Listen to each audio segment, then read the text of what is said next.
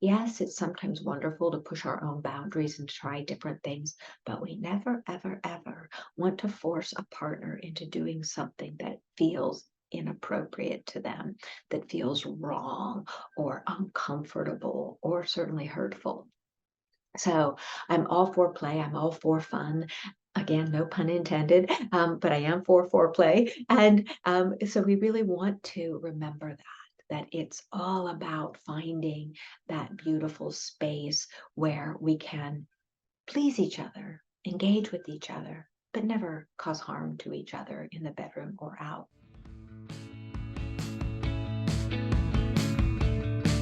Thanks so much for sharing your time with me today. Remember, you have the power to transform your life and love fearlessly, if imperfectly, and it's my privilege to help you along the way.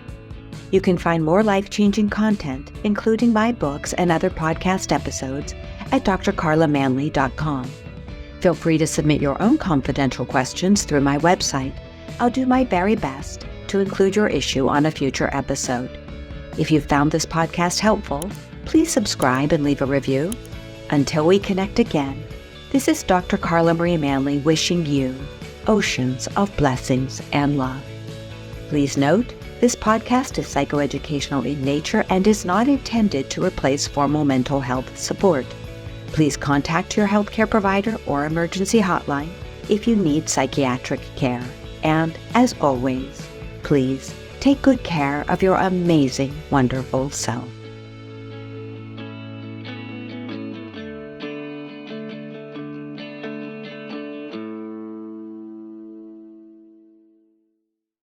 One of the most common complaints that I hear from both clients and listeners are sex life complaints. So be prepared. This chat is all about sex in relationships. But as Mr. Rogers says, everything in life that is human is mentionable, and anything that is mentionable is more manageable. And when we look at sex through that lens, then sex becomes something that we really can talk about, not something that we have to hide away for a night or just the bedroom or in secret. We can actually learn the really important strategy of talking to our partner about our sexual wants, our sexual needs, our sexual frustrations, and really having back and forth conversation about what is going right and what isn't. And sex, like all other aspects of relationships, is certainly imperfect. And sometimes it's downright no fun. So the ins and outs, no pun intended, of sexuality, of sexual intimacy are important for us to be able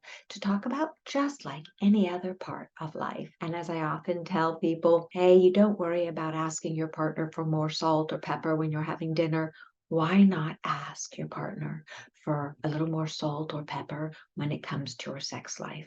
So let's start with the basics. First, our relationship stages play a big part in our sexuality. In the first phase of relationship, which is the infatuation stage, we tend to get, our hormones are in control. We tend to get very interested in our partners. We want to have sex and lots of it often.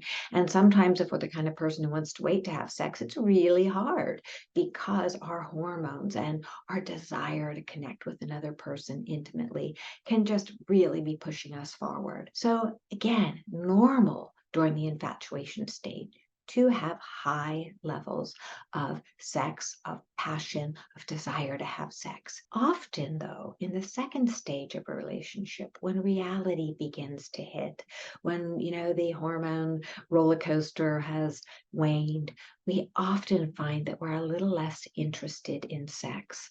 And that's when we want to start realizing the importance of matching libido styles and to not blame ourselves or our partners if our libido levels are different. So think about it. If we have two partners with both very low libido, they may be asexual or not, just simply not very interested in sex. It might not be very compelling for them. They tend to be a good match in the long run because they find other ways of expressing sexual connection, finding sexual intimacy. And so for them, low sexual intimacy is fine. It's not a problem. So if you have someone where it's low level of sexual libido and the other person has a moderate libido level, that too can be fine. They can work to meet in the middle, create strategies that make both people feel seen, feel heard, feel connected. Now we start getting into trouble when we have extremely mismatched styles. So if we have somebody with very low libido and somebody with very high libido, it's really hard to meet in the middle because one person may want sex once a month or once a year, and the other person may want sex once a day, 3 times a day. And so that gets more difficult to navigate. But again, if we have people on the other end of the spectrum where they both have very high libido levels, they may have copious amounts of sex and just be really happy with that and not tire of that exercise of having really an abundant sex life. So again, notice that it's not that any form is right or wrong, good or bad. It's about having your libido styles as closely matched as possible. And when they aren't matched, being able to talk about that, being able to really explore it and say, well, what are some strategies we can do to help you find other outlets for your libido that work for both of us, or other ways for you to bring your libido up a little bit? Is it more play? Is it more cuddling? Is it more touch? What can we do to create more harmony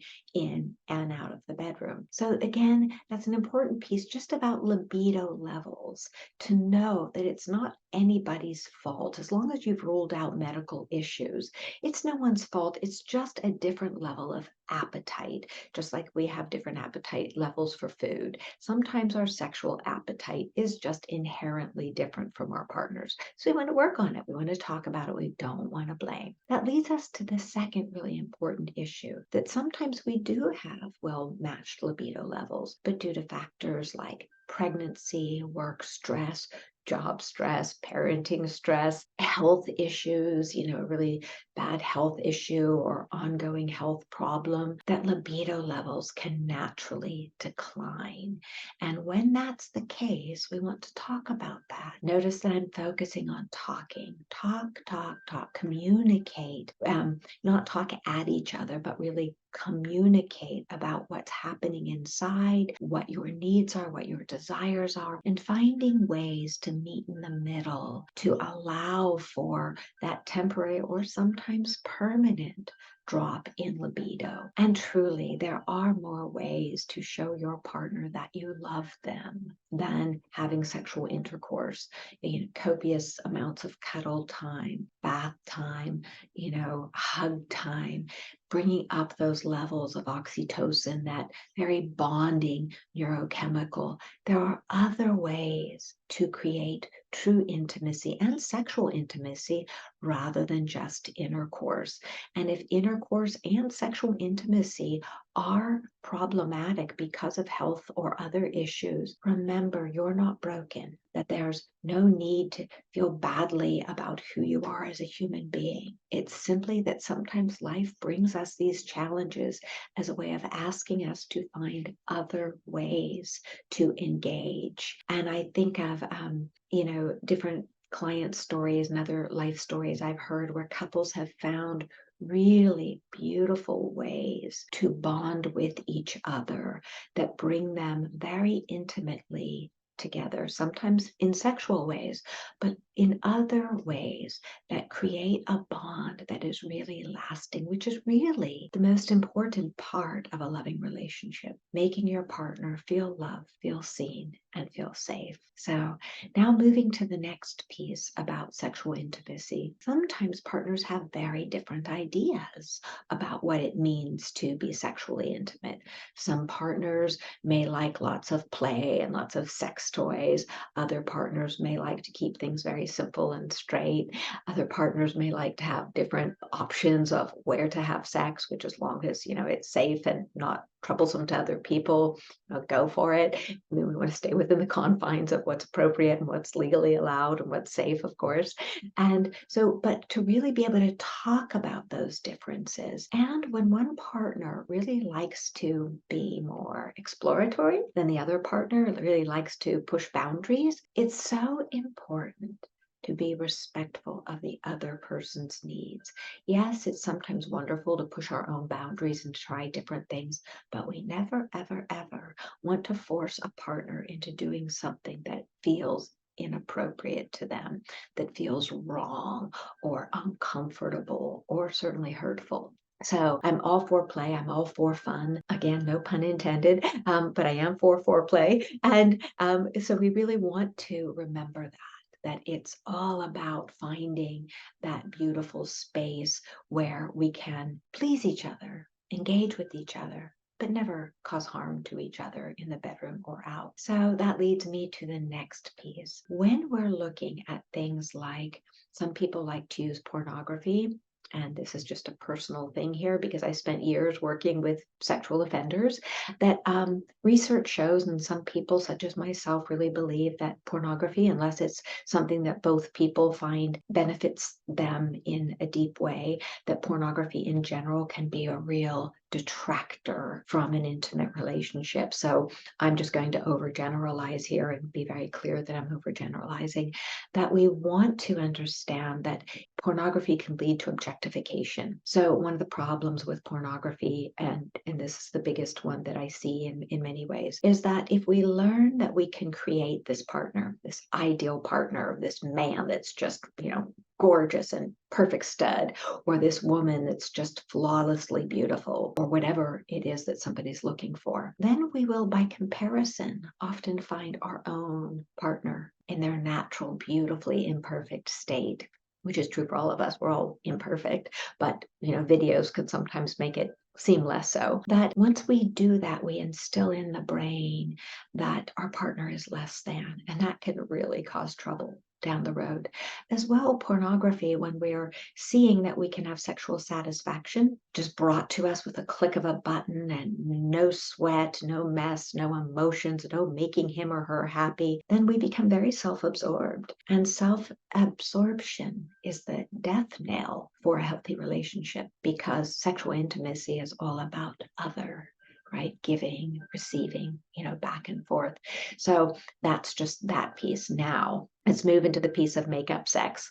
Not a fan. Here's why. Anything that we do, be it good or not so good for the psyche, becomes programmed in us. So if we learn to be in that chase and that anger and that aggression, and then we create a reward of makeup sex, we are perpetuating battles. We are giving ourselves a reward for battling with our partner. And we all know how the reward cycle works. When we are doing something negative and we get reward for it, negative would be fighting in toxic ways, and then rewarding it with feel good sex, we are creating a reward for something that is not so ideal for a relationship, because we try in relationship to get away from fighting and into having healthy arguments. Disagreements are fine, they're normal, they're natural, but we don't want to go to war with our partner. That's not the most bonding behavior. Okay, so last but not least, there are some times, and this goes back to the infatuation stage in a relationship, where a partner chases us when we're dating. And so sexual energy is very high because, men and some women, people of any gender, like to chase, and some people like to be chased. And so often, if that's what it's about, the conquest, really getting a partner, then we can lose interest once we've gotten them, once we've had that conquest. So we want to be really careful about that part in our own relationships, that we don't want to lose interest in our partner just because we got them and we're now in a committed relationship. We want to work for a lifetime on creating sexual intimacy, that connection that feels good, feels magical, and is that special sacred time in a relationship when we can be with our partner in a way that we're not with anybody else, and that very bare, vulnerable state, and really show up, allowing ourselves and allowing our partner to be vulnerable, and putting aside thoughts of, not that we don't want to play sometimes in the bedroom about chase and all of that, that's fine, but I mean in the day to day, we don't want to lose that interest in our partner, that interest and that desire to be with them in intimate ways. And as we talked about earlier, there are so many ways to be intimate with your partner, and it doesn't need to be just sex. So I think that covers it for some of the big sexual intimacy questions that I often get. And remember, sometimes sex, when there's sexual dysfunction,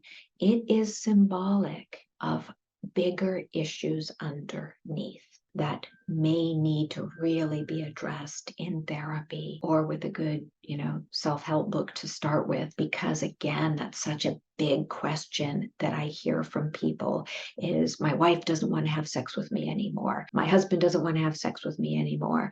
And often underneath that is a lot of unresolved issues, whether childhood trauma, whether relationship issues that were not addressed, resentments that are just sitting there, festering. And then the husband or the wife wants to have sex and the other partner's going, I'm still mad at you from what you did at our, wedding dinner 20 years ago or 5 years ago, or when I saw you looking at that other guy, I'm still angry at you. So I want to make sure that we keep our relationship clean in general, but that's a topic of another podcast altogether.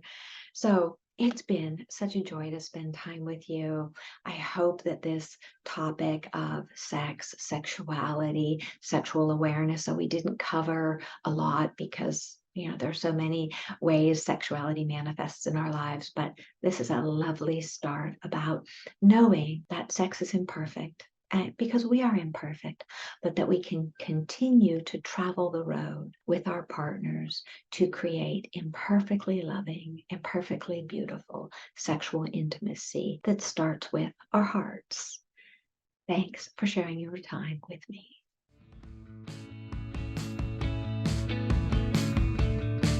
Thanks so much for sharing your time with me today. Remember, you have the power to transform your life and love fearlessly, if imperfectly, and it's my privilege to help you along the way. You can find more life-changing content, including my books and other podcast episodes, at drcarlamanley.com. Feel free to submit your own confidential questions through my website. I'll do my very best to include your issue on a future episode. If you found this podcast helpful, please subscribe and leave a review. Until we connect again, this is Dr. Carla Marie Manley wishing you oceans of blessings and love. Please note, this podcast is psychoeducational in nature and is not intended to replace formal mental health support. Please contact your healthcare provider or emergency hotline if you need psychiatric care. And as always, please take good care of your amazing, wonderful self.